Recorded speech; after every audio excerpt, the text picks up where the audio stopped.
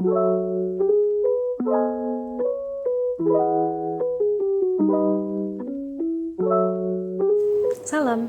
pada kesempatan kali ini kita akan mengeksplorasi tentang soft skill. Kami dari kelompok 3 yang terdiri dari saya sendiri Nurul Azura Fairuz, Alia Nurjanah, Azhar Mumtaz, Dara Monalisa, dan Zendi Gutama akan menunjukkan beberapa skenario yang menggambarkan penerapan soft skill di lingkungan kerja, serta menjelaskan mengapa soft skill menjadi kunci sukses di dunia profesional. Di masa depan, kemampuan ini akan semakin vital dalam menghadapi perubahan cepat dan tantangan baru di era digital dan globalisasi, sehingga setiap individu perlu mempersiapkan diri untuk beradaptasi dan terus berkembang.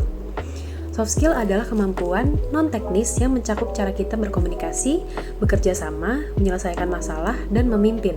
Dalam dunia kerja, soft skill mendukung interaksi antar rekan kerja, membangun hubungan profesional yang efektif, dan membantu menciptakan lingkungan kerja yang produktif. Yuk kita simak skenario-skenario berikut. Sebelum masuk ke dalam roleplay, mari kita bahas mengenai emotional intelligence. Daniel Goleman mendefinisikan emotional intelligence sebagai kemampuan seseorang dalam mengenali, memahami, dan mengelola emosinya sendiri serta emosi orang lain secara efektif. Menurut Goleman, emotional intelligence terdiri dari dua aspek utama. Yang pertama ada personal kompetensi, yaitu kompetensi pribadi, di mana di dalamnya terdiri dari 3 poin. Yang pertama ada self-awareness, kesadaran diri, di mana kita dapat mengenali dan memahami emosi diri sendiri, kekuatan serta kelemahan diri sendiri. Kemudian yang kedua ada self-management, yaitu pengelolaan diri, di mana kita dapat mengontrol emosi, tetap tenang dalam situasi sulit, dan mampu beradaptasi. Kemudian yang ketiga ada motivation, di mana kita memiliki dorongan kuat untuk mencapai tujuan dan juga bersikap optimis. Kemudian yang kedua ada social competence atau kompetensi sosial, di mana di dalamnya terdapat 2 poin. Yang pertama ada empati, di mana kita dapat memahami perasaan orang lain dan menunjukkan kepedulian. Yang kedua ada social skills, di mana kita mampu berkomunikasi, membangun hubungan, serta mempengaruhi dan bekerja sama dengan orang lain. Nah, relevansi dari emotional intelligence di dalam kehidupan sehari-hari yaitu yang pertama, kita dapat menggunakannya di tempat kerja. Jadi, emotional intelligence ini dapat membantu dalam kepemimpinan, kerja tim, serta mengelola stres dan juga konflik dengan lebih baik. Kemudian, dalam hubungan sosial, kita dapat meningkatkan kualitas hubungan dengan orang lain melalui empati dan juga komunikasi yang efektif.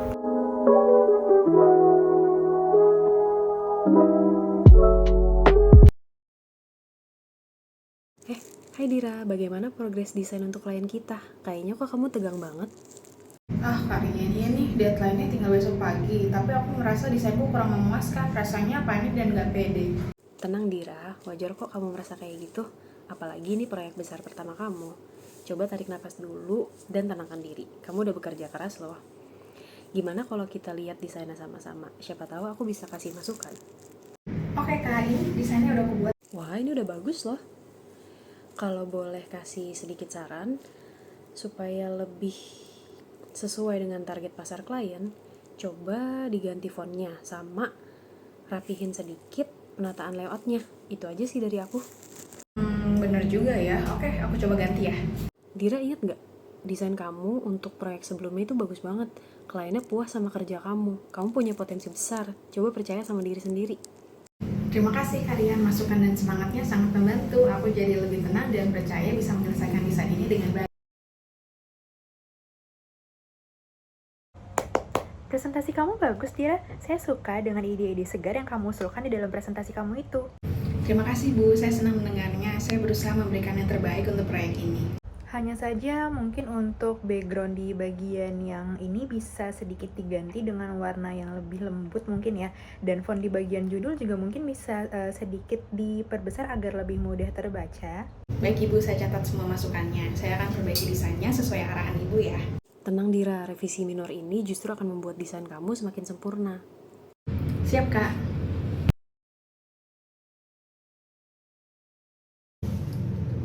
Budi, kamu gak apa-apa? Kelihatannya capek banget. Iya nih Dira, aku lagi banyak pikiran. Deadline laporan marketing untuk 2 klienku tanggalnya sama. Jadi agak keteteran. Oh, aku Aku paham banget rasanya dikejar deadline. Waktu itu aku juga sempat merasa kewalahan mengerjakan desain untuk klienku, tapi sekarang udah selesai. Wah, kamu sudah selesai, Dira? Hebat. Aku masih pusing nih dengan analisa datanya. Thanks, untungnya sudah selesai dan kliennya pun suka. Ngomong-ngomong, kamu butuh bantuan untuk analisis datanya. Kebetulan aku lumayan familiar dengan toolsnya. Dulu waktu kuliah aku sering pakai. Wah, serius? Akan sangat membantu sekali kalau begitu. Bolehkah? Tentu saja, kita bisa kerjakan bersama setelah jam makan siang. Tenang, kita pasti bisa menyelesaikannya tepat waktu. Budi, bagaimana progres laporanmu? Jangan terlalu dipaksakan ya, istirahat sebentar yuk. Iya nih, masih berkutat dengan analisa data. Rasanya kepalaku mau pecah. Tenang Budi, kita semua pernah merasakan hal yang sama kok. Yang penting kamu tetap fokus dan kerjakan semuanya pelan-pelan satu persatu. Betul Budi, tadi aku sudah share link template laporan yang baru. Semoga bisa membantumu ya. Kalau ada kesulitan, kamu bisa tanya aku. Nah, kebetulan aku lagi luang nih. Gimana kalau kita bagi tugas aja? Aku bisa bantu kamu di bagian analisis data, nanti kamu fokus ke penulisan laporannya. Wah, serius? Kalian mau membantuku? Aduh, terima kasih banyak ya. Aku jadi merasa terbantu sekali. Tenang saja Budi, kita ini kan tim, jadi harus saling membantu. Lagi pula, dengan kolaborasi seperti ini, kita bisa menyelesaikan pekerjaan dengan lebih cepat dan efisien. Ingat Budi, kita punya kekurangan dan kelebihan masing-masing. Dengan saling melengkapi dan bekerja sama, kita bisa mencapai hasil yang maksimal.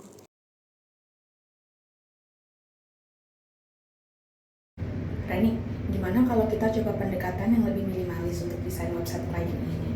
Menurutku, target pasar mereka anak muda yang aktif di media sosial, akan lebih suka desain yang clean, modern, dan mudah dinavigasi. Aku memang masih ragu sih. Gaya minimalis memang lagi populer. Tapi menurut aku, desain yang lebih colorful dan playful akan lebih menarik perhatian konsumen. Target pasar kita kan orang-orang yang suka eye-catching dan penuh warna. Oke, aku ngerti poinmu Reni. Desain yang menarik memang penting, tapi kita juga harus mempertimbangkan aspek user experience. Jangan sampai websitenya terkesan terlalu ramai dan membingungkan. Untuk saat ini, aku paham ide yang kamu maksud, Dir. Contoh-contoh serta ide yang sudah kamu tunjukkan sangat menarik. Mungkin kita bisa mengkombinasikan warna-warna cerah khas brand streetwear dengan desain yang lebih clean dan modern seperti yang sudah kamu sarankan tadi ya. Bagaimana kalau kita coba gabungkan kedua ide ini? Kita bisa menggunakan desain minimalis dengan sentuhan warna yang cerah dan beberapa elemen playful yang tidak berlebihan, seperti animasi micro interaction atau grafis yang unik. Yuk, mari kita ciptakan desain yang keren, trendy, dan out of the box. Dengan memahami dan mengembangkan soft skill seperti self-awareness, social skills, self-regulation, motivation, dan empathy, kita dapat menciptakan lingkungan kerja yang lebih positif, kolaboratif, dan produktif. Melalui roleplay ini, kita bisa belajar bahwa komunikasi yang baik, kerja sama tim, serta saling mendukung satu sama lain adalah kunci untuk menghadapi tantangan di dunia kerja. Semoga pembelajaran ini dapat diterapkan dalam kehidupan sehari-hari untuk membangun hubungan kerja yang lebih harmonis dan profesional. Terima kasih telah menyaksikan.